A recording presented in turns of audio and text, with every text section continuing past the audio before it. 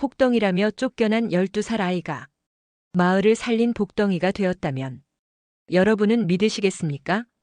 눈보라치던 어느 겨울밤이었습니다. 사람들에게 밥만 축내는 시기라며 쫓겨난 남매가 산속을 헤매고 있었지요. 그때 어린 동생이 갑자기 땅을 가리키며 이렇게 말했습니다. 누나, 여기서 뜨거운 물이 나올 거야. 사람들은 모두 비웃었습니다. 하지만 바로 그 순간 쿵 하는 소리와 함께 눈 덮인 산이 갈라지고 펄펄 끓는 온천이 하늘로 솟아올랐습니다. 사람들이 혹덩이라 부르던 그 아이가 마을을 살린 기적을 만든 순간이었지요. 그런데 더 놀라운 일은 그 뒤에 벌어졌습니다. 몇 년 후 그 아이는 암행어사가 되어 다시 고향으로 돌아옵니다. 과연 이 남매에게는 어떤 일이 있었던 걸까요? 지금부터 들려드릴 이야기는 차가운 세상 속에서도 서로를 지켜낸 남매의 따뜻한 이야기입니다. 이야기가 마음에 드신다면 구독과 좋아요로 함께 해주시고요. 그럼 지금부터 잠자기 전에 듣기 좋은 따뜻한 옛날 이야기 시작하겠습니다. 눈이 내리던 날이었습니다. 하늘이 낮게 내려앉은 듯 무거운 구름이 산 너머까지 가득 들어찬 겨울 오후였지요. 산골 마을 어귀로 이어지는 좁은 길 위에 짐수레 하나가 천천히, 아주 천천히 들어오고 있었습니다. 수레는 낡았고 그 위에 실린 짐은 많지 않았습니다. 두꺼운 보자기 하나, 작은 나무 괴짝 하나, 그리고 두 사람. 20살이 채 되지 않은 아가씨와 12살 남자아이였습니다. 아가씨의 이름은 연화였고 남자아이는 도윤이었습니다. 남매였지요. 수레가 덜컹일 때마다 연화는 자신도 모르게 도윤의 손을 더 꽉 쥐었습니다. 도윤은 그 손을 뿌리치지 않았습니다. 말도 하지 않았습니다. 그저 눈 내리는 산길을 조용히 바라보고 있었지요. 사람이란 잃을 것이 없어질 때 비로소 조용해지는 법인지도 모릅니다. 두 남매가 이 길 위에 오르기까지 그리 오래 걸리지 않았습니다. 봄에 아버지가 먼저 세상을 떴고 가을이 오기도 전에 어머니마저 뒤를 따랐습니다. 그 사이 집안에 남은 것은 빈 몇 장과 빈솥 하나뿐이었지요. 이웃들은 처음에는 걱정하는 눈빛을 보냈지만 겨울이 다가올수록 그 눈빛도 조금씩 달라졌습니다. 걱정이 아니라 부담을 재는 눈빛으로. 연화는 그것을 모른 척했습니다. 도윤도 눈치채고 있었지만 누나 앞에서 내색하지 않았습니다. 그래서 두 남매는 아무 말 없이 어느 날 아침 일찍 짐을 꾸렸습니다. 갈 수 있는 곳은 한 곳뿐이었습니다. 멀리 산 너머 피 한 방울 섞인 먼 친척집. 반겨줄 거라는 보장도 없었지만 그 외에는 달리 기댈 이름이 없었습니다. 수레가 마을 어귀에 멈춰 섰을 때 눈은 더 굵어져 있었습니다. 도윤이 수레 위에서 내리며 조용히 웃었습니다. 누나, 다 왔어. 연화는 대답하지 않았습니다. 그저 눈발을 한번 올려다보았지요. 그 얼굴 위로 무엇이 지나갔는지 아무도 보지 못했습니다. 마을은 크지도 작지도 않았습니다. 산을 등지고 들판을 앞에 둔 산골치고는 제법 자리를 갖춘 곳이었지요. 집들 사이로 연기가 피어오르고 어디선가 장작 패는 소리가 들렸습니다. 아이들이 눈 속을 뛰어다니는 소리도요. 평범하고 고요한 다른 사람들의 일상이었습니다. 연화는 그 풍경을 잠시 바라보다 시선을 거두었습니다. 두 남매가 찾아간 집은 마을에서 제법 큰 편이었습니다. 기와가 얹힌 대문, 널찍한 마당, 사랑방 창에 비치는 은은한 불빛. 넉넉한 살림처럼 보였지만 문을 두드리고 안으로 들어서면 그 인상은 조금 달라졌습니다. 오래된 집에서 풍기는 냄새, 구석구석 내려앉은 먼지, 사람이 많지 않은 탓에 느껴지는 텅 빈 공기. 집 주인은 박노인이라는 상인이었습니다. 그는 문간에서 두 남매를 한번 위아래로 훑어보았습니다. 특별히 냉정하지도 그렇다고 따뜻하지도 않은 눈빛이었지요. 여기서 지내려면 일을 조금 도와야 한다. 짧은 말이었습니다. 환영도 거절도 아닌 조건이었지요. 연화는 고개를 깊이 숙였습니다. 무슨 말이든 하겠다는 뜻이 아니라 이미 알고 있었다는 듯이. 그렇게 두 남매는 그 집에 머물게 되었습니다. 밥상을 받는 것이 아니라 밥상을 차리는 자리였습니다. 이불을 덮는 것이 아니라 이불을 개는 자리였지요. 그것이 잘못된 일은 아니었습니다. 그러나 연화는 매일 아침 아직 어두운 부엌에서 불을 지필 때마다 아무런 생각도 하지 않으려 했습니다. 생각을 하면 마음이 흔들렸고 마음이 흔들리면 도윤 앞에서 약해질 것 같았으니까요. 도윤은 마당을 쓸었습니다. 장작을 팼습니다. 눈이 쌓이면 눈을 치웠고 무거운 짐이 들어오면 곁에서 손을 보탰습니다. 그 나이 또래 아이들이 서당에서 글을 배울 시간에 도윤은 빗자루를 잡고 있었습니다. 그것을 억울해하는 내색은 없었습니다. 하지만 그것이 억울하지 않아서가 아니라는 것을 연화는 알고 있었지요. 그래서 더 마음이 무거웠습니다. 그러던 어느 날이었습니다. 박 노인의 손자 민재가 사랑방에서 책을 읽는 소리가 들려왔습니다. 낭낭하고 또렷한 목소리가 마당까지 흘러나왔지요. 도윤은 빗자루를 멈추었습니다. 그리고 그 소리 쪽으로 고개를 돌렸습니다. 단 한 번도 서둘러 안을 들여다보거나 창가로 가까이 다가가지 않았습니다. 그저 마당 한가운데 서서 눈을 조용히 감은 채 들었습니다.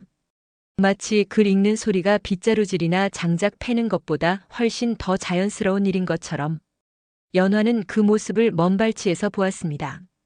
아무것도 말하지 않았습니다. 말할 수 있는 것이 없었으니까요. 두 남매가 그 집에 들어온 지 얼마 지나지 않아 겨울이 깊어졌습니다. 밤이 길어지고 낮은 짧아졌습니다.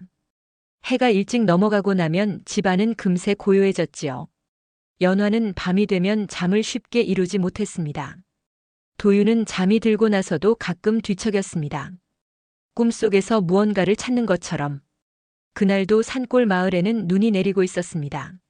소리 없이 쉬지 않고 두 남매가 무엇을 잃었는지 무엇을 찾으러 이 길을 왔는지 마을 사람들은 아무도 알지 못했습니다. 아니, 알려 하지 않았다는 편이 더 맞겠지요. 그리고 도윤은 바로 그 겨울 아무도 모르게 산으로 혼자 올라가기 시작했습니다. 처음에는 장작을 하러 간다고 했습니다. 그것이 거짓말은 아니었지요.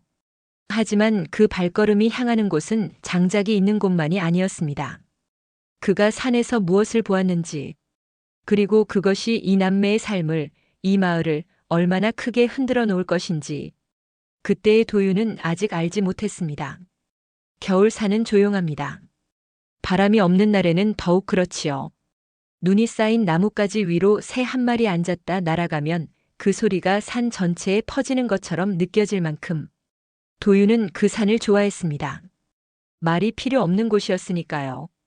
집 안에서는 늘 무언가를 조심해야 했습니다. 밥상 앞에서는 먼저 손을 내밀지 않아야 했고 사람들이 지나갈 때는 빗자루를 세우고 한쪽으로 비켜서야 했습니다. 그것이 규칙이라거나 누가 강요한 것은 아니었습니다. 그러나 그 집에서 두 남매가 서 있을 수 있는 자리가 어디쯤인지 도윤은 첫날부터 알고 있었지요. 산에서는 달랐습니다. 비켜설 필요가 없었고 조심할 눈빛도 없었습니다. 도윤은 등에 작은 지게를 지고 산길을 올랐습니다. 발 아래로 눈이 사각거렸고 숨이 차오를 때마다 입김이 하얗게 흩어졌습니다. 그 길을 여러 번 오르다 보니 어느덧 발이 먼저 길을 기억하게 되었지요. 그날도 그랬습니다. 늘 가던 방향으로 발을 옮기던 도윤의 걸음이 어느 순간 멈추었습니다. 딱히 무언가를 보아서가 아니었습니다. 느낌이었지요. 발밑에 눈이 달랐습니다. 주변은 온통 발목까지 빠지는 눈이었는데 딱 그 자리만 눈이 녹아 있었습니다. 흙이 드러나 있었고 그 흙 위로는 연한 수증기 같은 것이 가느다랗게 피어오르고 있었지요. 도윤은 고개를 갸웃했습니다. 주변을 둘러보았습니다. 바위도 없었고 햇볕이 유난히 드는 자리도 아니었습니다. 그런데 그 땅만 따뜻했습니다. 그는 한참을 그 자리에 서 있었습니다. 그러다 천천히 무릎을 꿇고 장갑을 벗었습니다. 손을 땅에 가만히 댔지요. 따뜻했습니다. 돌의 온기가 아니었고 햇볕이 남긴 열기도 아니었습니다. 땅 아래 어딘가에서 올라오는 살아있는 것 같은 온기였습니다. 도윤은 손을 떼지 않고 잠시 그 온기를 느꼈습니다. 겨울 산 한가운데서 처음 느껴보는 따뜻함이었지요. 손가락으로 흙을 조금 긁어보았습니다. 김이 올라왔습니다. 가늘고 흰 김이 소리도 없이 하늘로 사라졌습니다. 도윤은 한동안 그것을 바라보았습니다. 그리고 자리에서 일어나 지게를 다시 고쳐맸습니다. 장작을 마저 묻고 산을 내려왔습니다. 서두르지 않았습니다. 그러나 발걸음이 전보다 조금 빨랐지요. 집에 돌아온 도윤은 저녁 내내 말이 없었습니다. 밥을 먹는 동안에도 마당을 정리하는 동안에도 무언가를 생각하는 얼굴이었지요. 연화가 그 눈치를 채었지만 묻지 않았습니다. 도윤이 말하고 싶을 때 말할 것이라는 걸 알고 있었으니까요. 밤이 되어 두 남매가 나란히 앉았을 때 도윤이 먼저 입을 열었습니다. 누나, 산에서 이상한 걸 봤어. 연화는 바느질하던 손을 멈추었습니다. 도윤은 그날 본 것을 천천히 이야기했습니다. 눈이 녹아있던 자리, 손끝에 느껴진 온기, 흙 사이로 피어오르던 김. 말하는 내내 목소리는 낮았고 흥분하거나 들뜬 기색은 없었습니다. 그냥 있었던 일을 있었던 대로 전하는 것처럼. 연화는 다 듣고 나서 잠시 생각했습니다. 박 노인 어른께 말씀드려야겠다. 도윤은 고개를 끄덕였습니다. 그날 밤 남매의 방은 일찍 조용해졌습니다. 도윤은 금세 잠이 들었고 연화는 한참을 더 앉아 있었습니다. 꺼져가는 불빛 아래서 그는 무언가를 생각하고 있었지요. 도윤이 말한 그 따뜻한 땅이 무엇인지, 그것이 이 남매에게 어떤 의미가 될 수 있는지. 그러나 그날 밤 연화는 아무것도 결론짓지 않았습니다. 아직 아무것도 확인하지 않은 것이었으니까요. 다음 날 아침이었습니다. 연화는 박 노인이 마당에 나오기를 기다려 조심스럽게 말을 꺼냈습니다. 박 노인은 처음에는 별 관심 없는 표정이었습니다. 아이가 산에서 이상한 땅을 보았다는 이야기가 그에게는 대수롭지 않게 들렸을 것입니다. 그러나 연화가 덧붙였습니다. 도윤이가 손으로 직접 확인했다고 합니다. 땅이 아래에서부터 따뜻했다고요. 박 노인은 그 말에 잠시 멈추었습니다. 상인이었습니다. 오래 세상을 살아온 사람이었지요. 그 한마디가 무엇을 뜻할 수 있는지 짧게 생각하지 않았을 것입니다. 내일 한번 올라가 봐야겠구나. 그 말은 짧았지만 무게가 있었습니다. 그리고 그 다음 날, 박 노인과 연화 그리고 소식을 들은 마을 사람 몇이 도윤의 뒤를 따라 산으로 올라갔습니다. 도윤은 앞장서서 걸었습니다. 말이 없었지요. 눈길을 익숙하게 헤치며 전날 자신이 멈추었던 그 자리로 곧장 발을 옮겼습니다. 여기입니다. 사람들이 모여들었습니다. 반신반의하는 눈빛들이었지요. 어떤 이는 허리를 굽혀 땅을 만져보았고 어떤 이는 주변을 두리번거렸습니다. 박 노인은 도윤이 가리킨 자리에 천천히 다가가 한쪽 무릎을 꿇었습니다. 그리고 손을 땅에 댔지요. 잠시 침묵이 흘렀습니다. 박 노인이 고개를 들었습니다. 그 눈빛이 처음과 달라져 있었습니다. 파봐라. 나지막한 한마디였습니다. 마을 사람들이 괭이와 삽을 들었습니다. 얼어붙은 겉흙을 걷어내자 그 아래는 놀랍도록 부드러운 흙이었습니다. 몇 번 더 삽질이 이어졌습니다. 그리고 소리가 먼저였습니다. 보글보글. 그 소리를 들은 사람들이 일제히 뒤로 물러났습니다. 땅속에서 물이 솟아오르기 시작했습니다. 처음에는 가느다란 줄기였지만 이내 흙을 밀어올리며 굵어졌습니다. 그리고 그 물에서 하얀 김이 피어올랐지요. 차가운 겨울 산 한복판에서 따뜻한 물이 땅을 뚫고 나오고 있었습니다. 아무도 말이 없었습니다. 도윤도 그 자리에 서서 솟아오르는 물을 바라보고 있었습니다. 놀란 기색이 없지는 않았지만 그보다는 확인이 되었다는 얼굴이었지요. 처음 손으로 느꼈던 그 온기가 이것이었다는 것을 그는 이미 어느 정도 알고 있었던 것인지도 모릅니다. 연화는 도윤의 옆에 서 있었습니다. 아무 말도 하지 않았습니다. 그저 솟아오르는 물을 바라보다가 천천히 도윤을 보았습니다. 도윤은 연화의 시선을 느꼈는지 고개를 돌렸습니다. 두 남매는 잠깐 눈이 마주쳤습니다. 그뿐이었습니다.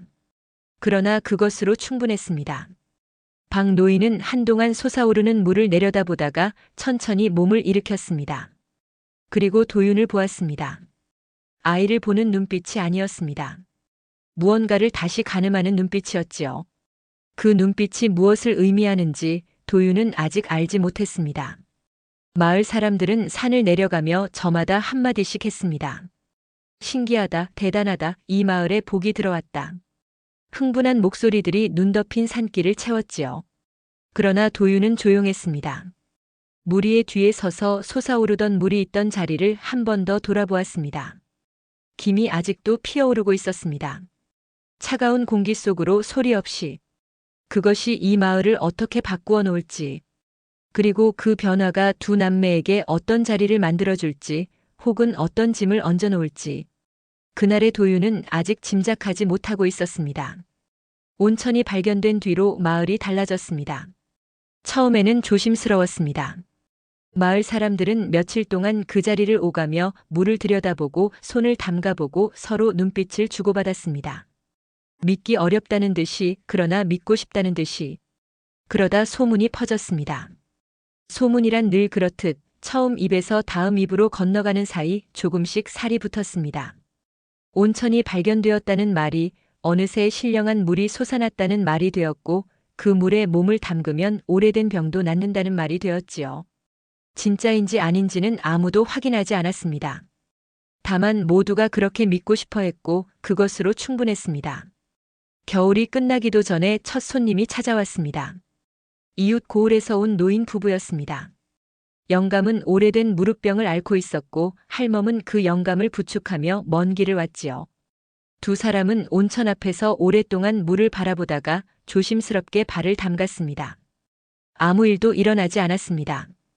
다만 따뜻했지요. 그런데 그 따뜻함이 그 노인에게는 충분했던 모양입니다.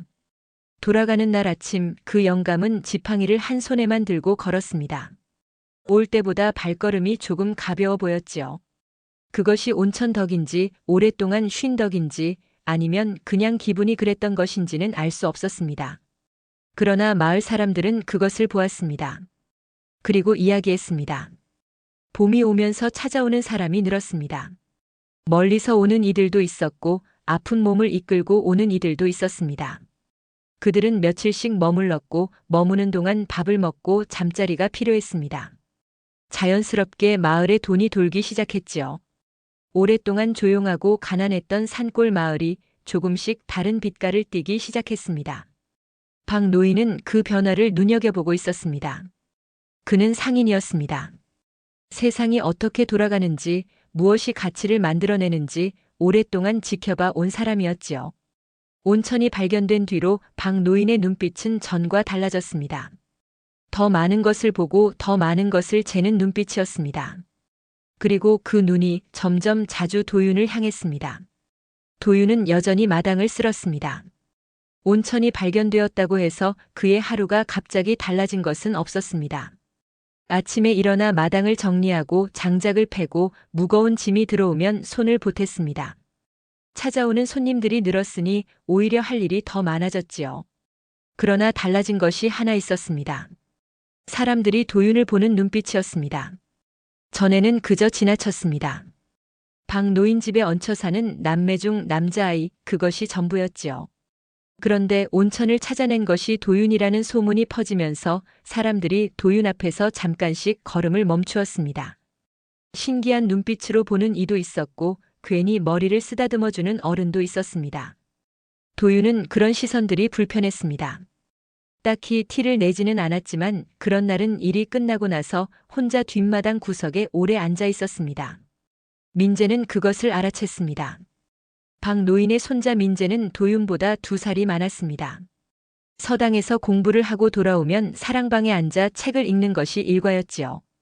도윤이 사랑방 글 읽는 소리에 귀를 기울인다는 것을 민재는 이미 알고 있었습니다. 다만 아는 척을 하지 않았을 뿐이었지요. 그러던 어느 날 오후였습니다. 민재가 사랑방 창을 열고 바깥을 내다보니 도윤이 마당 한켠에서 장작을 쌓고 있었습니다. 민재는 잠시 그것을 바라보다가 말을 걸었습니다. 너 글 읽을 줄 알아? 도윤은 손을 멈추지 않고 대답했습니다. 모릅니다. 민재가 다시 물었습니다. 그러면 지난번에 내가 읊은 건 뭐야? 도윤은 그제야 손을 멈추었습니다. 잠시 민재를 보다가 다시 장작으로 시선을 내렸지요. 그냥 들은 게 기억난 것뿐입니다. 민재는 그 대답을 듣고 아무 말도 하지 않았습니다. 창문을 닫지도 책으로 눈을 돌리지도 않고 그냥 도윤을 보고 있었지요. 도윤은 그 시선을 느끼면서도 모른 척하고 장작을 계속 쌓았습니다. 그날 이후였습니다. 민재가 사랑방에서 책을 읽을 때 창문이 조금 더 열려 있는 날이 많아졌습니다. 딱히 더운 날도 아니었는데 이상하게 그랬지요. 도윤은 그것에 대해 아무 말도 하지 않았습니다. 그러나 그 창가 쪽을 피해서 일하는 법은 없었습니다. 연화는 그 모습을 지켜보면서 아무것도 내색하지 않았습니다. 기쁜 것인지 마음이 쓰이는 것인지 스스로도 잘 알 수 없었으니까요. 도윤이 그를 좋아한다는 것은 알고 있었습니다. 그러나 이 집에서 두 남매의 자리가 어디인지도 알고 있었습니다. 좋아하는 것과 가질 수 있는 것은 다른 이야기였지요. 그러던 어느 날 저녁이었습니다. 박 노인이 연화를 불렀습니다. 안채 한쪽 불빛이 낮게 깔린 방이었습니다. 박 노인은 자리에 앉아 찻잔을 손에 들고 있었고 연화는 문 앞에 단정히 앉았습니다. 박 노인이 천천히 입을 열었습니다. 도윤이 말이다. 연화는 등이 조금 굳는 것을 느꼈습니다. 그 아이 총명하구나. 칭찬이었습니다. 그러나 연화는 선뜻 고개를 들지 못했습니다. 칭찬 뒤에 무엇이 따라올지 아직 알 수 없었으니까요. 박 노인은 말을 이었습니다. 온천을 관리하는 일을 도윤에게 맡기면 어떻겠느냐. 연화는 그 말을 듣고 잠시 아무 말도 하지 않았습니다. 관리라는 말이 무엇을 뜻하는지 연화는 알았습니다. 찾아오는 사람들을 맞이하고 물을 관리하고 질서를 잡는 일이었지요. 그것은 마당을 쓸고 장작을 패는 것과는 다른 자리였습니다.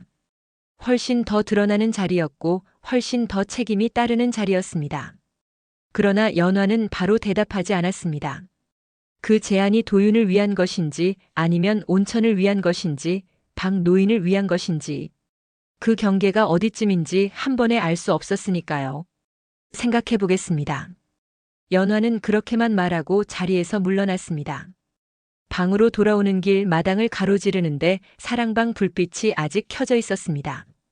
안에서 민재가 책을 읽는 소리가 들렸습니다. 낮고 또렷한 목소리였지요. 연화는 걸음을 멈추었습니다. 그리고 그 불빛을 잠시 바라보았습니다. 도윤은 이미 잠들어 있을 시간이었습니다. 하루 종일 몸을 쓰고 나면 눕는 즉시 잠이 드는 아이였으니까요. 그러나 연화는 알고 있었습니다. 도윤이 잠들기 직전까지도 그 소리를 들으려 한다는 것을. 귀를 세우고 눈을 감고 글 읽는 소리가 방 안까지 흘러들어오기를 기다린다는 것을. 그것이 도윤에게 무엇인지 연화는 말로 설명할 수 없었습니다. 다만 그 마음을 꺾이게 두고 싶지 않다는 것은 알고 있었지요. 그날 밤 연화는 오래 앉아 있었습니다. 박 노인의 제안이 머릿속을 떠나지 않았습니다. 그것을 받아들이면 도윤의 자리가 달라질 것이었습니다. 그러나 달라진 자리가 도윤을 지켜줄 수 있을지 아니면 더 큰 무게를 얹어놓을지 연화는 그것을 알 수 없었습니다. 그리고 그 밤 사랑방의 불빛이 꺼지고 나서도 한참 뒤 연화는 조용히 결심을 내렸습니다. 무엇을 결심했는지는 다음 날 아침 박 노인을 다시 찾아가서야 알 수 있었지요. 그 결심이 도윤의 하루를 바꾸어 놓을 것이었습니다. 그리고 어쩌면 이 남매가 이 마을에서 서 있을 수 있는 자리를 전혀 다른 모양으로 만들어 놓을 것이었습니다. 다음 날 아침 연화는 일찍 일어났습니다. 아직 하늘이 채 밝지 않은 시간이었습니다. 부엌에 불을 지피고 물을 올리고 늘 하던 순서대로 손을 움직였습니다. 그러나 그날 아침은 조금 달랐습니다. 손은 익숙한 일을 하고 있었지만 마음은 이미 다른 곳에 가 있었지요. 밥상이 들어가고 집안이 하루를 시작하는 소리로 채워질 무렵이었습니다. 연화는 박 노인이 마당으로 나오기를 기다렸다가 조용히 다가갔습니다. 어젯밤 말씀하신 것 받아들이겠습니다. 박 노인은 연화를 보았습니다. 짧게 고개를 끄덕였지요. 그것으로 끝이었습니다. 긴 말이 오가지 않았습니다. 그러나 그 짧은 대화가 무엇을 바꾸어 놓을지 연화는 그날 아침 내내 생각했습니다. 도윤에게 어떻게 말해야 할지, 어떤 순서로 전해야 할지. 도윤에게 말한 것은 그날 저녁이었습니다. 하루 일이 끝나고 두 남매가 나란히 앉은 시간이었지요. 연화는 길게 설명하지 않았습니다. 박 노인이 온천 관리를 맡아달라 했다.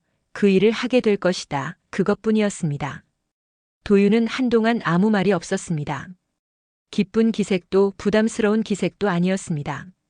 그냥 그 말을 천천히 받아들이는 것 같았지요. 잠시 후 도윤이 물었습니다. 누나가 결정한 거야? 연화는 고개를 끄덕였습니다. 도윤은 더 묻지 않았습니다. 그날 밤도 도윤은 일찍 잠들었습니다. 연화는 그 얼굴을 한참 바라보다가 불을 껐습니다. 봄이 깊어지면서 온천을 찾는 사람들이 부쩍 늘었습니다. 도윤의 하루는 달라졌습니다. 마당을 쓰는 시간이 줄었고 산 위 온천 자리로 오르는 시간이 늘었습니다. 찾아오는 사람들을 맞이하고 자리를 안내하고 물의 상태를 살피고 어디선가 문제가 생기면 수습하는 것이 그의 일이 되었지요. 처음에는 어색했습니다. 도윤은 말이 많은 편이 아니었습니다. 사람들 앞에 나서는 일도 익숙하지 않았지요. 그러나 찾아오는 사람들은 대부분 아픈 몸을 이끌고 먼 길을 온 이들이었습니다. 그들에게 필요한 것은 화려한 말이 아니었습니다. 그냥 조용히 자리를 마련해주고 불편한 것을 살펴주는 것이었지요. 도윤은 그것을 어렵지 않게 했습니다. 말보다 행동이 앞서는 아이였으니까요. 찾아오는 사람들 중에는 노인들이 많았습니다. 먼 길을 걸어온 탓에 발이 부은 이도 있었고 앉았다 일어서지 못하는 이도 있었습니다. 도윤은 그런 사람들 곁에서 묵묵히 손을 보탰습니다. 부축하고 짐을 받아들고 물가까지 천천히 함께 걸었지요. 그러면서 도윤은 사람들의 이야기를 들었습니다. 어디서 왔는지, 무슨 병을 앓고 있는지, 누구와 함께 왔는지 물어서 듣는 것이 아니라 그냥 곁에 있다 보니 들리는 이야기들이었습니다. 도윤은 그 이야기들을 흘려듣지 않았습니다. 기억했습니다. 다음 날 그 사람을 다시 만나면 어제 들은 것을 이어서 물었지요. 그것이 찾아오는 이들에게는 작은 위안이 되었습니다. 소문이 조금 더 퍼졌습니다. 온천도 좋지만 거기 있는 아이가 참 마음씨가 곱다는 이야기였습니다. 박 노인은 그 소문을 들었습니다. 아무 말도 하지 않았지만 도윤을 보는 눈빛이 조금 더 달라져 있었습니다. 그러던 어느 날이었습니다. 온천에 낯선 방문객이 찾아왔습니다. 멀리서 온 것이 분명한 차림이었습니다. 먼지가 쌓인 도포 자락, 오래 걸어온 흔적이 역력한 집신. 그러나 걸음걸이와 눈빛은 달랐습니다. 함부로 흔들리지 않는 오래 세상을 읽어온 사람의 눈이었지요. 그는 온천 앞에 잠시 서서 주변을 둘러보더니 도윤에게 말을 걸었습니다. 여기를 내가 찾아냈다고 들었다. 도윤은 고개를 숙였습니다. 우연히 발견했을 뿐입니다. 그 사람은 도윤을 잠시 바라보다가 물었습니다. 그를 아느냐? 도윤은 잠시 말이 없었습니다. 모릅니다. 그 대답을 들은 사람이 작게 웃었습니다. 비웃음이 아니었습니다. 무언가를 확인한 것 같은 알 수 없는 웃음이었지요. 그는 더 말하지 않고 온천 쪽으로 걸어갔습니다. 도윤은 그 뒷모습을 바라보았습니다. 처음 보는 얼굴이었습니다. 그러나 왜인지 오래 기억에 남는 눈빛이었지요. 그날 저녁 박 노인이 도윤을 불렀습니다. 도윤이 안으로 들어서자 박 노인 옆에 그 낯선 방문객이 앉아 있었습니다. 도윤은 자리에 앉으며 조용히 두 사람을 번갈아 보았습니다. 박 노인이 말했습니다. 인사드려라. 멀리서 오신 분이시다. 그 사람은 가만히 도윤을 보았습니다. 아까 온천에서와 같은 눈빛이었지요. 도윤은 고개를 숙였습니다. 박 노인이 이었습니다. 이 어른께서 도윤이 너를 서당에 보내면 어떻겠냐 하신다. 방안이 조용해졌습니다. 도윤은 고개를 든 채 아무 말도 하지 않았습니다. 박 노인의 말이 무슨 뜻인지 모르는 것이 아니었습니다. 서당, 그 말이 뜻하는 것을 도윤은 알고 있었지요. 민재가 매일 오가던 그곳. 글 읽는 소리가 사랑방 창을 넘어 마당까지 흘러나오던 그 소리가 시작되는 곳. 그러나 도윤은 기뻐하지 않았습니다. 아니, 기뻐하는 것을 허락하지 않는 것처럼 보였습니다. 잠시 후 도윤이 물었습니다. 누나도 알고 있습니까? 박 노인이 대답했습니다.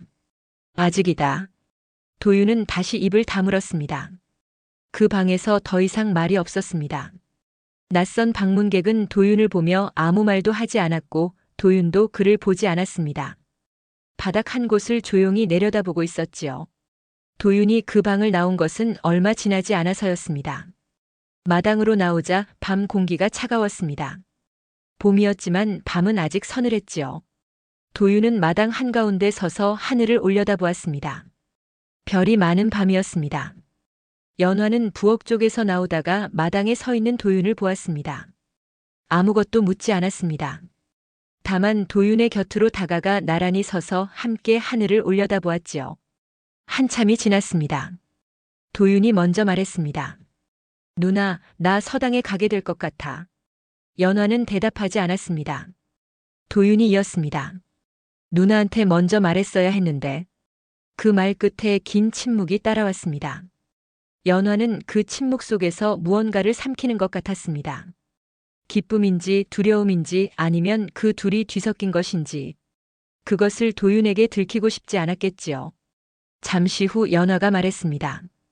잘 됐다. 딱 두 글자였습니다. 그러나 도윤은 그 두 글자 안에 무엇이 담겨 있는지 알고 있었습니다. 그래서 더 아무 말도 하지 않았지요. 그날 밤 두 남매는 오래마당에 서 있었습니다. 별빛 아래 온천에서 흘러내리는 물소리가 멀리서 희미하게 들렸습니다. 도윤이 찾아낸 물이었고 연화가 지켜온 자리였습니다. 그러나 서당이라는 말이 이 남매 사이에 놓인 뒤로 무언가가 조금 달라져 있었습니다. 무엇이 달라진 것인지 그날 밤에 두 남매는 아직 말로 꺼내지 못했습니다. 그리고 낯선 방문객이 이 마을에 왜 왔는지, 도윤을 서당에 보내자 한 그 말 뒤에 무엇이 있는지, 그것은 다음 날 아침이 되어서야 조금씩 드러나기 시작했습니다. 다음 날 아침도 연화는 일찍 일어났습니다. 부엌에 불을 지피고 물을 올리고 손을 움직이는 동안 머릿속은 어젯밤의 말들을 천천히 되짚고 있었습니다. 서당. 그 말이 자꾸 마음 한켠에 걸렸지요. 기쁜 일이었습니다. 그런데 왜인지 마음이 가볍지 않았습니다. 아침 밥상이 들어가고 집안이 하루를 시작할 무렵이었습니다. 낯선 방문객은 아직 자리에 있었습니다. 방 노인과 마주 앉아 이야기를 나누고 있었지요. 연화는 그 방 앞을 지나치며 안을 보지 않으려 했습니다. 그러나 낮게 깔리는 두 사람의 목소리는 문 너머로도 흘러나왔습니다. 무슨 말인지 다 들리지는 않았습니다. 다만 도윤이라는 이름이 한 번 더 그 안에서 들렸지요. 연화는 걸음을 멈추지 않았습니다. 그냥 지나쳤습니다. 그날 오전 낯선 방문객이 떠났습니다. 작별 인사는 짧았습니다. 방 노인과 마당에서 몇 마디를 나누고 도윤에게는 눈빛으로만 무언가를 전하는 것 같았지요. 도윤은 그 앞에 조용히 서서 고개를 숙였습니다. 방문객은 돌아서서 대문을 나섰고 그것으로 끝이었습니다. 긴 흔적을 남기지 않는 사람이었습니다. 그러나 그가 다녀간 뒤 방 노인의 표정은 무언가를 결정한 사람의 얼굴이었습니다. 그날 오후 방 노인이 연화를 불렀습니다. 며칠 전과 같은 자리였습니다. 불빛이 낮게 깔린 방, 찻잔을 손에 든 방 노인, 문 앞에 단정히 앉은 연화. 그러나 이번에는 분위기가 달랐습니다. 방 노인의 목소리가 조금 더 천천히, 조금 더 무겁게 시작되었지요. 그 어른은 이 고을에서 제법 알려진 훈장이시다. 연화는 조용히 들었습니다. 먼 길을 다니며 제목될 아이들을 찾으시는 분이지. 도윤이를 보시고 가르쳐보고 싶다 하셨다. 연화의 손이 무릎 위에서 가만히 모였습니다. 방 노인이 이었습니다. 서당은 여기서 반나절 거리다. 들어가면 한 계절은 머물러야 한다. 반나절 거리, 한 계절. 연화는 그 말들을 하나씩 받아들였습니다. 서당에 간다는 것이 단순히 글을 배우러 간다는 뜻이 아니었습니다. 이 집을 떠나는 것이었고 연화의 곁을 떠나는 것이었지요. 한 계절 동안. 도윤이 생각은 어떻습니까? 연화가 물었습니다. 방 노인은 잠시 찻잔을 내려다보다가 대답했습니다. 아직 묻지 않았다. 연화는 고개를 들었습니다. 방 노인을 보았지요. 그 눈빛에 무언가를 묻고 있었지만 말로 꺼내지는 않았습니다. 도윤이에게 먼저 물어봐도 되겠습니까? 방 노인이 고개를 끄덕였습니다. 방을 나온 연화는 곧장 도윤을 찾았습니다. 도윤은 온천 쪽에서 막 내려오는 길이었습니다. 흙이 묻은 손을 옷자락에 닦으며 걸어오다가 연화의 얼굴을 보고 걸음을 늦추었습니다. 두 남매는 뒷마당 쪽 조용한 자리에 나란히 앉았습니다.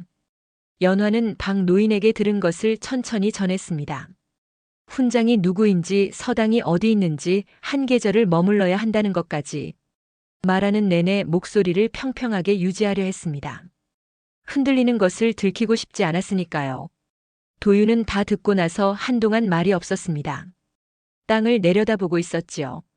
연화는 그 옆에서 기다렸습니다. 서두르지 않았습니다. 한참 만에 도윤이 입을 열었습니다. 누나는 어떻게 생각해? 연화는 그 말을 예상하지 못한 것은 아니었습니다. 그러나 막상 들으니 쉽게 대답이 나오지 않았지요. 잠시 후 연화가 말했습니다. 도윤이 내가 원하는 게 먼저다. 도윤은 고개를 들어 누나를 보았습니다. 그게 대답이야? 연화는 시선을 피하지 않았습니다. 그래. 도윤은 다시 땅을 보았습니다. 그리고 아주 조용히 말했습니다. 가고 싶어. 연화는 그 말을 들었습니다. 대답하지 않았습니다. 고개를 끄덕이지도 않았지요. 그냥 그 말이 공기 중에 머물도록 잠시 두었습니다. 가고 싶다는 말이었습니다. 도윤이 스스로 꺼낸 말이었습니다. 연화가 바란 것도 그것이었지요. 그런데 그 말을 들은 순간 연화의 가슴 한쪽이 조용히 내려앉는 것 같았습니다. 기쁜데 서늘한 그런 느낌이었습니다. 그날 저녁 연화는 박 노인에게 전했습니다. 도윤이 가겠다고 했습니다. 라고. 박 노인은 고개를 끄덕였습니다. 그리고 준비는 자신이 하겠다고 했지요. 서당에 보내는 데 드는 것들, 도윤이 머무는 동안 필요한 것들을 자신이 마련하겠다고 했습니다. 연화는 그 말에 고맙다고 했습니다. 그러나 방으로 돌아오는 길 연화는 그 고마움이 온전히 고마움인지 스스로 알 수 없었습니다. 박 노인이 도윤을 위해 그 일을 하는 것인지 아니면 온천을 찾아낸 아이를 잘 키워두면 언젠가 쓸모가 있을 거라는 계산이 그 안에 섞여 있는 것인지 그 경계를 연화는 짚어낼 수 없었습니다. 짚어낼 수 없으니 그냥 받아들이는 수밖에 없었지요. 도윤이 떠나는 날은 보름 뒤로 정해졌습니다. 그 보름 동안 두 남매의 하루는 겉으로는 달라진 것이 없었습니다. 연화는 여전히 아침 일찍 부엌에 불을 지폈고 도윤은 온천 쪽 일을 챙겼습니다. 밥을 같이 먹었고 밤이 되면 나란히 앉아 있었지요. 그러나 무언가가 달랐습니다. 말이 줄었습니다. 전에는 짧게라도 오가던 말들이 그 보름 동안은 자꾸 입안에서 멈추었습니다. 도윤이 뭔가를 꺼내려 하다 넘기는 것 같기도 했고 연화도 마찬가지였지요. 해야 할 말이 있는데 하지 않는 것인지 아니면 할 말이 없는 것인지 그 구분이 흐릿했습니다. 떠나기 전날 밤이었습니다. 두 남매는 마당에 나와 나란히 앉았습니다. 봄밤이었습니다. 공기가 부드럽고 별이 많았지요. 도윤이 먼저 말했습니다. 누나, 보름 금방 가. 연화는 대답하지 않았습니다. 도윤이 이었습니다. 금방 돌아올게. 연화는 그 말을 들으면서 먼 데를 바라보고 있었습니다. 온천 쪽에서 올라오는 수증기가 밤 공기 속으로 가늘게 흩어지고 있었지요. 잠시 후 연화가 말했습니다. 밥은 꼭 챙겨 먹어야 한다. 도윤이 작게 웃었습니다. 알아. 그것으로 그날 밤 대화는 끝이었습니다. 두 남매는 한동안 더 나란히 앉아 있었습니다. 말없이 밤 공기를 함께 마시며. 그리고 다음 날 아침 도윤은 작은 보따리 하나를 들고 대문을 나섰습니다. 연화는 대문 앞까지 따라 나왔습니다.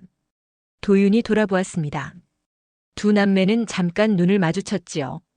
연화는 아무 말도 하지 않았습니다. 손을 흔들지도 않았습니다. 그냥 서 있었지요. 도윤이 돌아서서 걸었습니다. 길모퉁이를 돌아 사라지기 직전 한 번 더 뒤를 돌아보았습니다. 연화는 아직 같은 자리에 서 있었습니다. 도윤이 모퉁이 너머로 사라졌습니다. 연화는 그 자리에 한참을 더 서 있었습니다. 길이 비어 있었습니다. 봄 햇살이 그 빈 길 위에 고요히 내려앉아 있었지요. 그것이 처음이었습니다. 두 남매가 부모를 잃은 뒤로 처음으로 서로 다른 길 위에 서게 된 날이었습니다. 연화가 대문 안으로 들어선 뒤 마당은 조용했습니다. 사랑방 창에는 아직 민재가 펴놓은 책이 보였습니다. 온천 쪽에서는 물소리가 희미하게 들렸지요. 아무것도 달라지지 않은 것 같은 풍경이었습니다.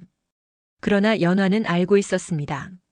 도윤이 돌아올 때 이 마을은 지금과 같겠지만 도윤은 같지 않을 것이라는 것을.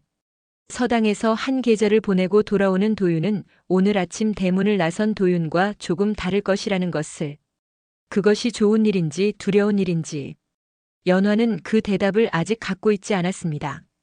다만 도윤이 돌아오는 날까지 이 자리를 지켜야 한다는 것만은 알고 있었지요.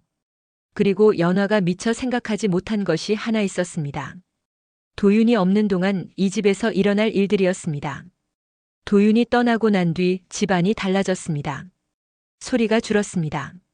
마당에서 장작 패는 소리, 빗자루가 땅을 쓰는 소리, 무거운 짐을 옮기며 나는 둔탁한 발걸음 소리. 그것들이 사라지고 나서야 연화는 그 소리들이 얼마나 이 집 안을 채우고 있었는지 알았습니다. 도윤이 있는 동안에는 당연한 것이었는데 없어지고 나니 그 자리가 비어 있는 것이 느껴졌지요. 연화는 내색하지 않았습니다. 도윤이 맡던 일들을 조용히 나눠받았습니다. 아침에 더 일찍 일어났고 저녁에 더 늦게 들어갔습니다. 몸이 무거워지는 것은 느꼈지만 그것을 불평으로 꺼낼 생각은 없었지요. 원래 이 집에서 두 남매의 자리가 그런 것이었으니까요. 그렇게 며칠이 지났습니다. 봄이 완전히 자리를 잡으면서 온천을 찾는 사람들이 더 늘었습니다. 이웃 고을은 물론이고 더 먼 곳에서 오는 이들도 생겼지요. 박 노인은 온천 쪽 자리를 더 정비해야겠다는 말을 꺼냈습니다. 쉬어갈 수 있는 자리를 만들고 물을 담아둘 수 있는 시설도 갖추어야 한다고 했지요. 일이 늘었습니다. 마을 사람 몇이 더 불려왔고 박 노인은 그 일을 지휘하느라 바빠졌습니다. 집 안팎이 분주해졌지요. 그 분주함 속에서 연화는 더 조용해졌습니다. 할 일이 많아질수록 말이 줄어드는 사람이 있습니다. 연화가 그런 사람이었지요. 그러던 어느 날이었습니다. 박 노인의 아들 내외가 찾아왔습니다. 박 노인에게는 아들이 하나 있었습니다. 오래전부터 다른 고을에서 살고 있었고 민재의 아버지였지요. 온천 소식을 듣고 오랜만에 내려온 것이었습니다. 아내도 함께였습니다. 연화는 그날 처음으로 그 내외를 보았습니다. 박 노인의 아들은 아버지를 닮아 눈빛이 차분한 사람이었습니다. 그러나 그 아내는 달랐습니다. 들어서는 첫 걸음부터 집안을 훑어보는 눈이었지요. 무엇을 재는 것인지, 무엇을 확인하는 것인지 연화는 그 눈빛의 방향이 어디를 향하는지 느꼈습니다. 그리고 그 눈빛이 자신에게 머무는 것도. 첫날은 아무 일이 없었습니다. 인사가 오가고 밥상이 들어가고 집안이 오랜만에 사람 소리로 채워졌지요. 민재는 아버지를 보자 반가워했습니다. 박 노인도 오랜만에 표정이 풀려 있었습니다. 연화는 그 자리에서 한 발 물러서 있었습니다. 음식을 내오고 빈 그릇을 거두고 필요한 것을 챙겼습니다. 말을 섞지 않아도 되는 자리였지요. 연화는 그것이 편했습니다. 눈에 띄지 않는 것이 이 집에서 오래 살아온 방식이었으니까요. 그러나 그것이 오래가지 않았습니다. 이틀째 되는 날이었습니다. 박 노인의 며느리가 연화를 불렀습니다.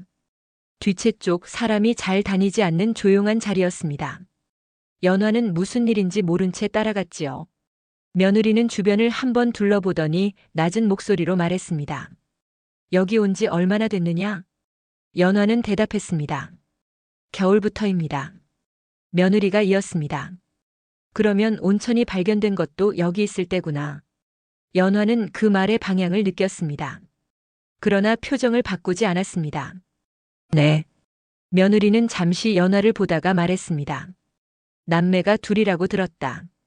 동생은 지금 서당에 갔다고. 그렇습니다.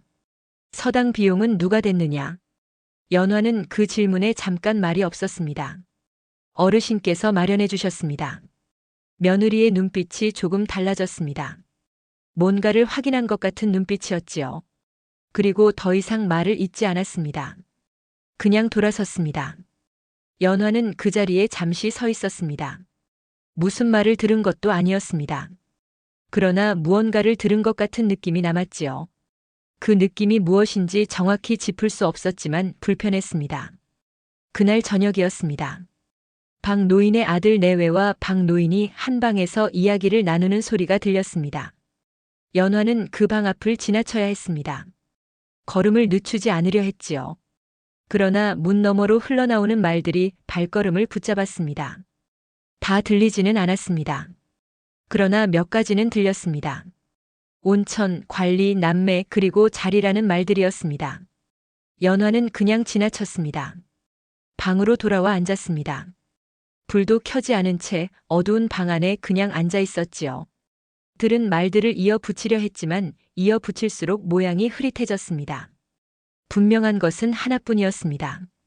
박 노인의 며느리가 이 집에서 두 남매의 자리를 불편하게 여기고 있다는 것, 그리고 그 불편함이 박 노인에게도 전해지고 있을 것이라는 것.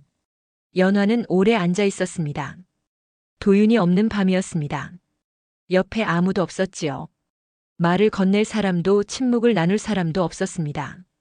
그 고요함이 평소와 달리 조금 무거웠습니다. 며칠이 더 지났습니다. 박 노인의 아들 내외는 쉽게 떠나지 않았습니다. 온천 정비일이 마무리될 때까지 머물 것 같았지요. 그 사이 며느리는 집 안살림을 조금씩 들여다보기 시작했습니다. 어디에 무엇이 있는지, 어떻게 돌아가는지 연화에게 직접 묻지는 않았습니다. 그러나 연화가 하는 일들을 눈으로 따라가는 것은 느꼈지요. 연화는 달라진 것 없이 일했습니다. 더 조심하려 하지도 더 드러내려 하지도 않았습니다. 그냥 늘 해오던 대로 했지요. 그것이 자신이 할 수 있는 전부였으니까요. 그러던 어느 날 오후였습니다. 민재가 연화에게 다가왔습니다. 민재는 평소에 연화에게 말을 거는 일이 드물었습니다. 그래서 연화는 조금 의아했지요. 민재는 주변을 살피더니 낮은 목소리로 말했습니다. 어머니가 아버지한테 말하는 걸 들었어요. 연화는 손을 멈추었습니다. 민재가 이었습니다. 남매를 내보내야 한다고. 방 안이 조용해졌습니다. 연화는 민재를 보았습니다. 민재의 얼굴에는 그 말을 전하는 것이 편하지 않다는 것이 그대로 드러나 있었지요. 온천이 자리를 잡으면 관리할 사람을 따로 두면 된다고 남매가 자리를 차지하고 있을 이유가 없다고 했어요. 연화는 아무 말도 하지 않았습니다. 민재가 덧붙였습니다. 할아버지가 뭐라고 하셨는지는 못 들었어요. 연화는 잠시 그 말들을 가만히 두었습니다. 밀어내지도 붙잡지도 않고 말해줘서 고맙다. 그것뿐이었습니다. 민재는 더 무슨 말을 하려다 그냥 돌아갔습니다. 연화는 다시 손을 움직였습니다. 하던 일을 계속했지요. 그러나 손이 움직이는 동안 머릿속은 전혀 다른 곳에 있었습니다. 내보내야 한다는 말이었습니다. 연화는 그것이 전혀 예상 밖의 말이라고 생각하지 않았습니다. 언젠가는 이런 날이 올 수 있다는 것을 이 집에 들어온 첫날부터 어딘가에서 알고 있었는지도 모릅니다. 다만 이렇게 빨리 그리고 도윤이 없는 사이에 올 줄은 몰랐지요. 도윤이 없었습니다. 그것이 가장 먼저 떠오른 생각이었습니다. 도윤이 서당에서 돌아오기까지는 아직 한 계절이 남아 있었습니다. 그 사이에 이 일이 어떻게 흘러갈지 연화는 알 수 없었습니다. 박 노인이 며느리의 말을 따를지 아니면 지금처럼 두 남매를 이 집에 두고 있을지. 그것은 박 노인의 마음에 달려 있었지요. 그리고 박 노인의 마음이 어디 있는지 연화는 아직 알지 못했습니다. 그날 밤 연화는 도윤이 쓰던 자리를 오래 바라보았습니다. 비어있는 자리였습니다. 도윤의 작은 보따리가 있던 곳, 잠들면 가끔 뒤척이던 흔적이 남아있던 곳. 지금은 아무것도 없었지요. 연화는 그 빈자리를 보면서 처음으로 도윤을 보낸 것이 잘한 일인지 스스로에게 물었습니다. 대답은 나오지 않았습니다. 다만 한 가지는 알고 있었습니다. 도윤이 돌아왔을 때 이 자리가 없어져 있으면 안 된다는 것. 어떻게 해서든 그 자리를 지켜야 한다는 것. 그러나 연화 혼자서 무엇을 어떻게 지킬 수 있는지. 그것은 아직 알 수 없었습니다. 그리고 그 무게가 그날 밤 연화의 어깨 위에 조용히 내려앉아 있었습니다. 그날 이후로 연화는 더 조용해졌습니다. 말이 줄어든 것이 아니었습니다. 원래도 말이 많은 편이 아니었으니까요. 달라진 것은 눈빛이었습니다. 무언가를 재고 무언가를 기다리는 눈빛. 집 안을 오가면서도 밥상을 들이면서도 마당을 가로지르면서도 그 눈빛은 한 번도 흐트러지지 않았습니다. 연화는 생각했습니다. 할 수 있는 것과 할 수 없는 것을 나누었습니다. 박 노인의 마음을 돌릴 수 있는 말을 꺼내는 것, 며느리에게 맞서는 것, 사정을 설명하고 이해를 구하는 것. 그런 것들은 연화가 선택할 수 있는 방법이 아니었습니다. 이 집에서 두 남매의 자리가 어디인지 연화는 처음부터 알고 있었으니까요. 목소리를 높이는 것은 그 자리를 스스로 흔드는 일이었습니다. 그래서 연화는 다른 방향을 택했습니다. 더 일찍 일어났습니다. 부엌에 불이 꺼지지 않게 했습니다. 온천 쪽에 찾아오는 사람들을 도윤이 하던 방식으로 조용히 맞이했습니다. 도윤이 없는 자리를 드러내지 않으려 했지요. 빈자리가 보이지 않으면 그 자리가 필요 없다는 말도 나오기 어려울 것이라고 생각했습니다. 그것이 연화가 찾아낸 방법이었습니다. 말없이 드러내지 않고 그냥 거기 있는 것. 박 노인의 며느리는 여전히 집안을 들여다보았습니다. 연화가 하는 일을 눈으로 따라갔고 가끔 짧은 말을 건넸습니다. 그러나 며칠이 지나면서 그 눈빛이 조금 달라지기 시작했습니다. 무언가를 재던 눈빛에서 무언가를 확인한 눈빛으로. 연화는 그것을 알아챘지만 아무 말도 하지 않았습니다. 그냥 하던 일을 했습니다. 온천 정비가 마무리되어 가던 어느 날이었습니다. 박 노인이 마당에 마을 사람들을 불러 모았습니다. 온천을 어떻게 운영할 것인지, 앞으로 어떻게 관리할 것인지를 의논하는 자리였지요. 이웃집 어른들과 마을에서 나이 든 사람들 몇이 모였습니다. 박 노인의 아들도 그 자리에 있었습니다. 연화는 그 자리에 가장자리에 있었습니다. 직접 의견을 낼 수 있는 자리가 아니었습니다. 차를 내오고 빈잔을 채우고 그 주변을 조용히 오가는 자리였지요. 그러나 오가면서 듣는 것은 막을 수 없었습니다. 이야기는 길었습니다. 온천을 마을 공동으로 운영해야 한다는 말, 한 집에서 독점하는 것은 옳지 않다는 말, 찾아오는 사람들에게 일정한 비용을 받아야 한다는 말. 여러 목소리가 오갔지요. 박 노인은 그것들을 듣고 있었습니다. 말을 많이 하지 않았지만 듣는 동안 고개를 끄덕이는 방향이 있었습니다. 마을 사람들 쪽이었습니다. 그 자리가 끝날 무렵이었습니다. 박 노인이 말했습니다. 온천은 마을이 함께 운영한다. 짧은 한마디였습니다. 그러나 그 말이 떨어지자 자리에 있던 사람들이 저마다 고개를 끄덕였습니다. 연화는 그 말을 들으면서 찻잔을 들고 서 있었습니다. 박 노인의 아들은 그 말에 아무 표정이 없었습니다. 며느리는 그 자리에 없었지요. 연화는 잠시 박 노인의 얼굴을 보았습니다. 노인은 고개를 들어 연화와 눈이 마주쳤습니다. 짧은 순간이었습니다. 박 노인이 시선을 거두었습니다. 연화도 눈을 내렸습니다. 그것으로 충분했습니다. 그날 저녁 박 노인의 아들 내외가 짐을 꾸렸습니다. 다음 날 아침 떠날 것이라고 했지요. 며느리는 짐을 챙기는 내내 말이 없었습니다. 연화와 눈을 마주치지 않으려 하는 것 같기도 했지요. 연화는 그 앞에서 고개를 숙였습니다. 인사였습니다. 더 이상도 더 이하도 아닌. 다음 날 아침 대문 밖으로 두 사람이 나갔습니다. 민재는 한동안 대문 앞에 서서 그 뒷모습을 보았습니다. 연화는 그 옆에 잠시 서 있다가 조용히 안으로 들어왔지요. 집안이 다시 조용해졌습니다. 전과 같은 조용함이었지만 조금 달랐습니다. 무거운 것이 거친 것 같은 조용함이었지요.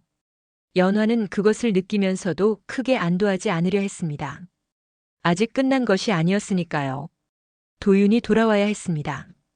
그리고 박 노인이 두 남매를 이 집에 두기로 마음을 정한 것인지 연화는 아직 확인하지 못했습니다. 며칠이 지났습니다. 여름이 다가오고 있었습니다. 낮이 길어지고 온천 쪽 나무들이 짙은 초록으로 바뀌어 갔지요. 찾아오는 사람들은 더 늘었습니다. 마을 사람들이 교대로 온천을 관리하기 시작했고 연화도 그 일에 자연스럽게 섞였습니다. 그러던 어느 날 오전이었습니다. 박 노인이 연화를 불렀습니다. 세 번째였습니다. 같은 방, 같은 자리. 그러나 이번에는 찻잔이 두 개였습니다. 박 노인 앞에 하나 그리고 연화 앞에도 하나. 연화는 그것을 보고 잠시 멈추었다가 자리에 앉았습니다. 박 노인이 먼저 입을 열었습니다. 고생이 많았다. 연화는 고개를 숙였습니다. 박 노인이 이었습니다. 도윤이가 돌아오면 온천 관리를 계속 맡기려 한다. 내 생각은 어떠냐? 연화는 찻잔을 바라보았습니다. 그 안에 무언가가 담겨 있는 것처럼 한참을 내려다보다가 말했습니다. 도윤이가 원한다면 그렇게 하겠습니다. 박 노인이 작게 웃었습니다. 너는 늘 도윤이 먼저구나. 연화는 대답하지 않았습니다. 틀린 말이 아니었으니까요. 그날 이후로 연화의 하루는 조금 달라졌습니다. 여전히 일찍 일어났고 늦게 들어갔습니다. 그러나 그 안에 전과 다른 것이 생겼지요. 무언가를 지키려는 긴장이 조금 풀린 것 같은, 그 자리에 조용한 기다림이 들어온 것 같은, 도윤이 돌아올 날이 가까워지고 있었습니다. 그 무렵이었습니다. 마을 어귀 쪽에서 익숙한 발걸음 소리가 들려온 것은, 연화는 마당에서 일을 하다가 그 소리에 손을 멈추었습니다. 그리고 천천히 대문 쪽을 보았지요. 도윤이었습니다. 떠날 때보다 조금 여윈 얼굴이었습니다. 그러나 걸음걸이가 달랐습니다. 전보다 단단한 무게가 실린 발걸음이었지요. 등에 맨 보따리가 올 때보다 조금 더 커져 있었습니다. 도윤이 대문 안으로 들어섰습니다. 연화와 눈이 마주쳤습니다. 두 남매는 한동안 그 자리에 서 있었습니다. 아무 말도 하지 않았지요. 달려가지도 손을 내밀지도 않았습니다. 그냥 보았습니다. 한 계절이 지나 있었습니다. 도윤이 먼저 입을 열었습니다. 누나, 나왔어. 연화는 그 말을 들으면서 시선을 거두지 않았습니다. 알아. 그것뿐이었습니다. 그러나 그 두 마디 안에 한 계절이 담겨 있었습니다. 연화가 혼자 지킨 시간과 도윤이 혼자 버텨온 시간이, 서로에게 말하지 못한 것들과 말하지 않아도 알고 있는 것들이. 도윤은 마당을 천천히 걸어 들어오면서 주변을 둘러보았습니다.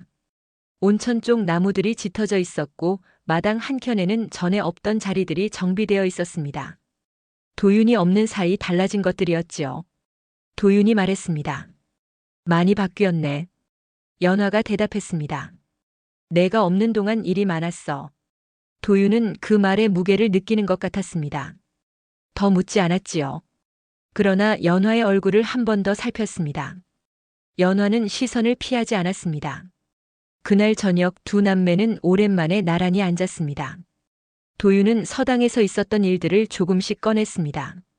어떤 글을 읽었는지, 어떤 사람들과 지냈는지. 말이 많은 편은 아니었지만 그날은 평소보다 조금 더 이야기했지요. 연화는 듣는 내내 말을 끊지 않았습니다. 그리고 도윤이 이야기를 다 마쳤을 때 연화가 말했습니다. 박노인 어른께서 돌아오면 온천 일을 계속 맡아달라고 하셨다. 도윤은 잠시 그 말을 받아들였습니다. 누나 생각은?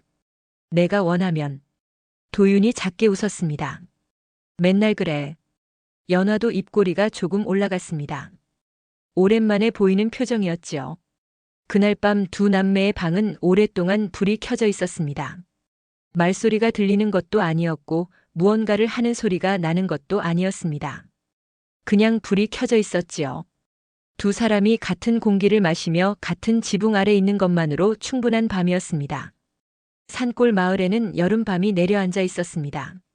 온천에서 피어오르는 수증기가 별빛 아래 가늘게 흩어졌습니다. 그 뒤로 계절이 바뀌고 또 바뀌었습니다. 도윤은 온천 일을 이어갔습니다. 서당에도 계속 다녔지요. 글을 읽는 것이 마당을 쓰는 것만큼 자연스러워졌고 사람들을 맞이하는 것이 장작을 패는 것만큼 익숙해졌습니다.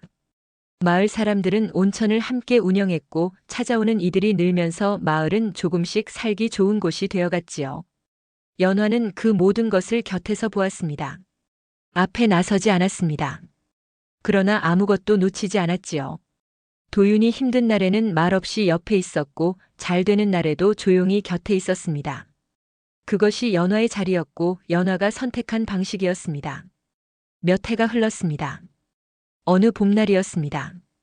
두 남매는 온천이 내려다 보이는 언덕에 나란히 서 있었습니다. 아래로 사람들이 오가는 소리가 들렸고 온천에서 피어오르는 수증기가 봄 햇살 속에서 희게 빛났지요. 연화가 말했습니다. 도윤아, 기억나? 처음 여기 왔을 때. 도윤이 고개를 끄덕였습니다. 그땐 참 춥고 배고팠지. 연화는 동생의 어깨를 가만히 토닥였습니다. 말이 없었습니다. 그 손길 안에 담긴 것을 도윤은 알고 있었지요. 춥고 배고팠던 것만이 아니었습니다. 무섭고 불안하고 어디에 기대야 할지 몰랐던 날들이었습니다. 그러나 두 남매는 그날들을 서로에게 기댄 채 지나왔지요. 도윤이 온천 쪽을 바라보며 말했습니다. 누나 덕분이에요. 연화는 대답하지 않았습니다. 틀린 말이라고 생각하지 않았지만 맞는 말이라고도 하고 싶지 않았습니다. 둘이 함께 온 길이었으니까요. 온천에서는 그날도 수증기가 피어오르고 있었습니다. 소리 없이 쉬지 않고 눈 내리던 날 짐수레에 나란히 앉아 이 마을로 들어오던 두 남매가 이제는 언덕 위에 나란히 서서 그 마을을 내려다보고 있었습니다. 잃은 것들이 있었습니다. 버텨온 날들이 있었습니다. 그리고 지금 이 자리가 있었습니다. 마을 사람들은 훗날 이렇게 말했습니다. 그 온천은 땅이 내어준 것이 아니라 서로를 놓지 않은 두 사람에게 흘러온 것이라고. 언덕 위에서 부는 봄바람이 두 남매의 옷자락을 조용히 흔들었습니다. 온천의 수증기는 그날도 하늘로 올라가고 있었습니다. 마치 오래전 그 겨울날부터 지금까지 단 하루도 멈추지 않은 것처럼. 눈 내리던 겨울날 짐술에 하나의 몸을 실고 이 마을로 들어왔던 두 남매. 그때 그들에게는 기댈 곳도 믿을 사람도 단 하나뿐이었습니다. 서로였습니다. 춥고 배고픈 날도 있었고 쫓겨날지도 모르는 불안한 밤도 있었습니다. 하지만 두 사람은 끝까지 서로의 손을 놓지 않았습니다. 그리고 결국 그 겨울 산속에서 발견된 작은 온기는 마을을 살리는 온천이 되었고 그 온천은 두 남매의 삶도 조금씩 따뜻하게 바꾸어 놓았습니다.